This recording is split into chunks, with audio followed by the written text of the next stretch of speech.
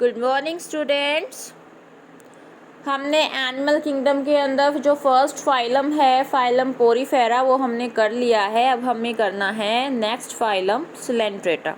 इसको निडेरिया भी कहा जाता है। निडेरिया क्यों कहते हैं इसके पास? क्योंकि ऐसा पेक्यूलर फीचर है। पेक्यूलर फीचर का मतलब है दैट मीन्स वो फीचर सिर्फ इसी फाइलम के अंदर प्रेजेंट है। हम जितने भी फाइलम्स पढ़ते हैं उसके अंदर कोई ना कोई ऐसा फीचर होता है जो सिर्फ उसी फाइलम में प्रेजेंट होता है, किसी और फाइलम में वो वाला फीचर नहीं पाया जाएगा, तो उसको हम बोलते हैं पेक्यूलियर फीचर। इसका पेक्यूलर फीचर क्या है? निडोब्लास्ट या निडोसाइट। Need right. तो इसी पे बेस्ड ये निडेरिया इसका नाम पड़ा है सिलेंट्रेटा का, क्योंकि इनके पास निडोब्लास्ट होते हैं या निडोसाइट्स होते हैं। ये ऐसे स्पेशलाइज्ड सेल्स होते हैं जिसके अंदर स्टिंगिंग होता है, यानी इसको हम कह सकते हैं भाई यहाँ पे स्टिंगिंग सेल्स होते हैं और नेमेटोसाइट्स होते हैं। ठीक है, इनका काम क्या होता है? एनकरेजमेंट है, डिफेंस है, प्रे कैप्चर है। एनकरेज यानी कि अटैचमेंट में हेल्प करता है। ठीक है, तो मतलब ये अपने सेल्स को इस तरह से फेंक के मारता है और अटैच हो जाता है। ठीक है, डिफेंस में कैसे काम करेगा? जब ये अपने सेल्स को फेंक के मार रहा है तो ये क्या करेगा?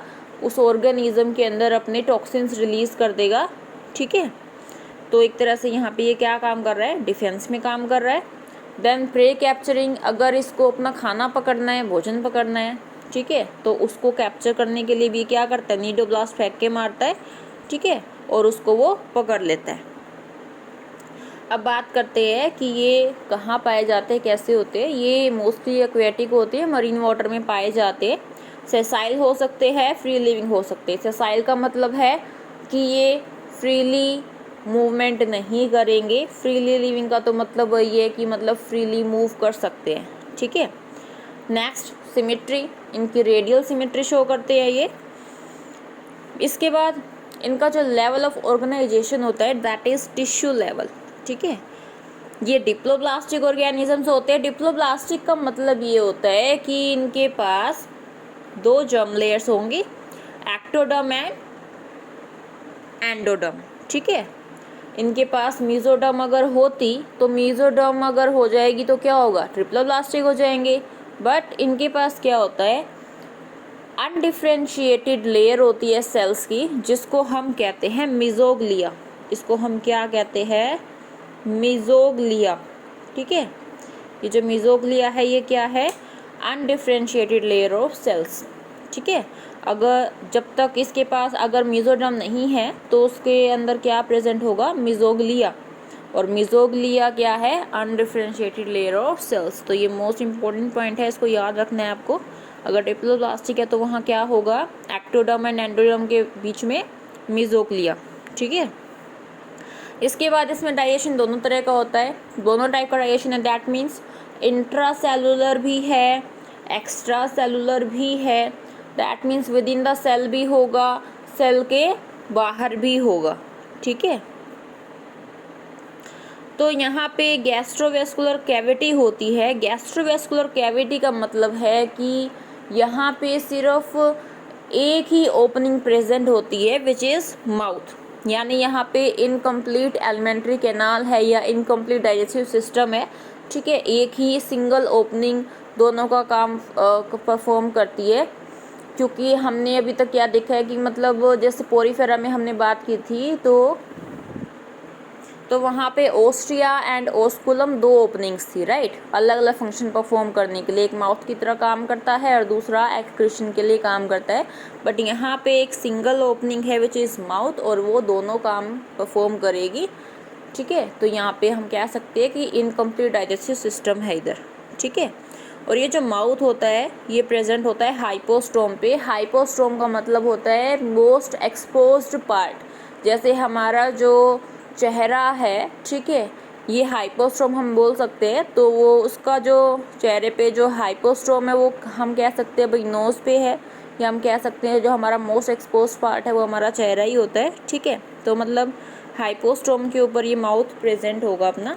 ठीक है, मोस्ट इम्पॉर्टेंट थिंग जो निडोब्लास्ट होते हैं इनका डायग्राम इससे है, मतलब ये कुछ इस तरीके का इनका स्ट्रक्चर होता है। ठीक है, तो इसके अंदर ये कुछ ऐसे हुक जैसा स्ट्रक्चर है, राइट।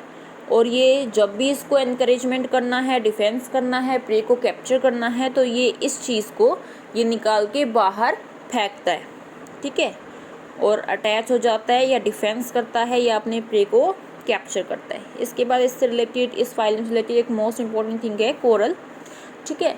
तो ये कोरल्स ऐसी चीज़ है कि मतलब इनका जो एक्सोस्केलेटन होता है ना, ये बना होता है कैल्शियम कार्बोनेट से, ठीक है। ये बहुत ही हार्ड होता है, बहुत स्टिफ होता है, ठीक है।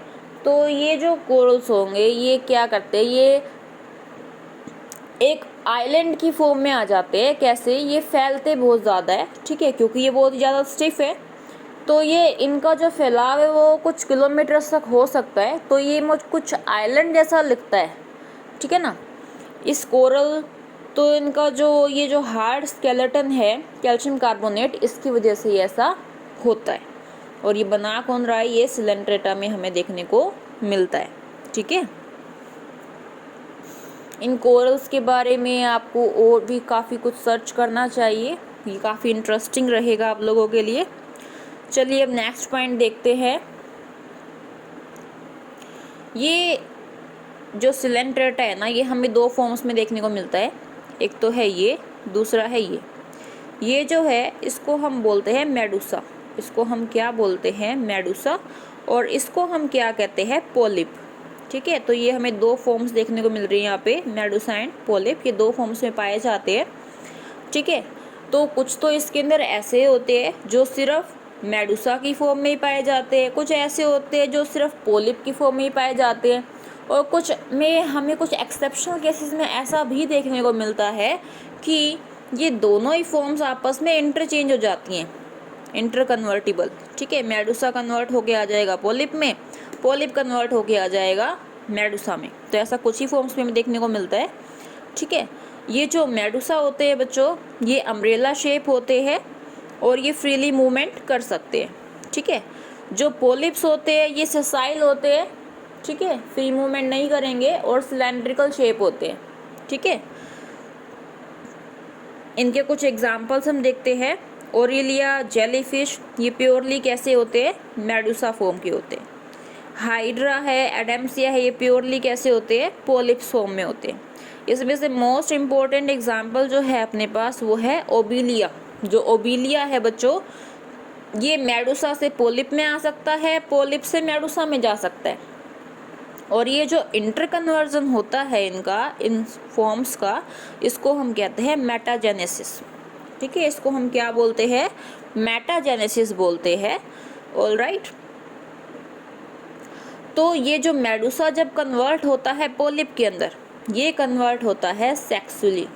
तो अगर कोई पूछ ले भाई सेक्सुअल रिप्रोडक्शन यहाँ कहाँ होता है, किस फॉर्म में होता है, तो वो किस में होगा? मेडुसा के अंदर। और अगर हम पोलिप्स की बात करते हैं तो जब ये कन्वर्ट होता है मेडुसा के अंदर, ये कन्वर्ट होता है एसेक्सुअली, ठीक है। एसेक्सुअल रिप्रोडक्शन से जो पोलिप होता है ये मेडुसा में कन्वर्ट हो जाता है। तो यहाँ एसेक्सुअल रिप्रोडक्शन किस फॉर्म में हो रहा है? पोलिप की फॉर्म में हो रहा है, ठीक है। That's all about Coelenterata. I hope you liked it.